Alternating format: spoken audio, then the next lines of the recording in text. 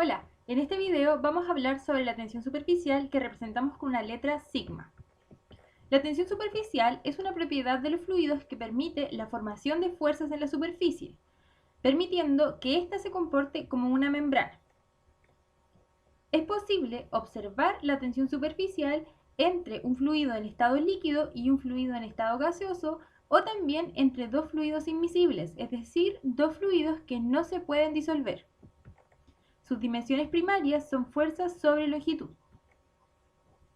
La tensión superficial es la propiedad responsable de permitir que los insectos, por ejemplo, floten en el agua sin hundirse. Otro ejemplo en el que podemos observar esta propiedad es cuando se llega a quebrar un termómetro, pues el mercurio tiende a formar bolitas. Estas bolitas, o también una gota de agua, tienen tensión superficial, puesto que de lo contrario no se podría formar una esfera. Para calcular las fuerzas producidas por la tensión superficial, deben considerar toda la superficie en contacto con el fluido. Por ejemplo, si quieren calcular la fuerza de tensión superficial que siente un insecto, deben considerar el largo de todas las patitas del insecto que están en contacto con el fluido. También deben considerar siempre que las fuerzas deben estar en equilibrio. Por lo tanto, es necesario conocer todas las fuerzas que están actuando en el problema que queremos resolver. A continuación les voy a dejar el ejemplo de una gota de agua y la tensión superficial. Bien, en este ejemplo lo que vamos a hacer es calcular el diferencial de presión dentro de una gota de fluido. Para ello debemos considerar la mitad de una gota, ya que esto nos va a facilitar mucho entender qué es lo que tenemos que calcular. Alrededor de la gota tenemos en rojo identificadas las fuerzas producto de la tensión superficial, y dentro de la gota hay una diferencia de presión, que es lo que tenemos que calcular.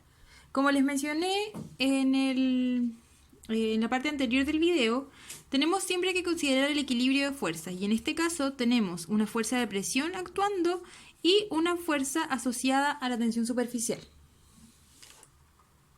Me desenfoqué un poquito. Ahí sí.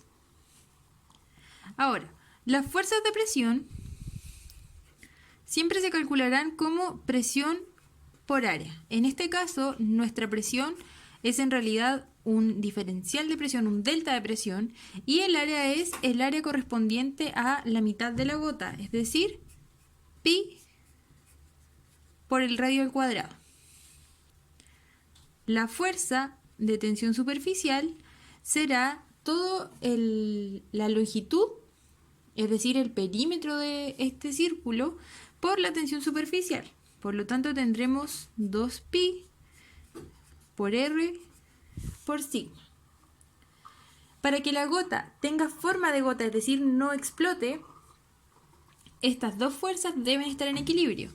Entonces voy a tener que la fuerza de presión será igual a la fuerza de tensión superficial, y eso lo puedo reescribir como el delta P por pi por r cuadrado igual a 2pi por r por sigma.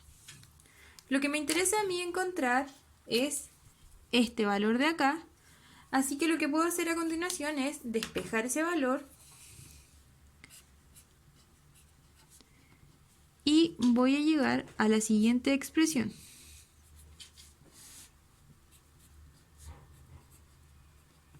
Luego de reducir términos, encontraré que la diferencia de presión dentro de la gota está dada por 2 veces la tensión superficial dividido el radio de la gota.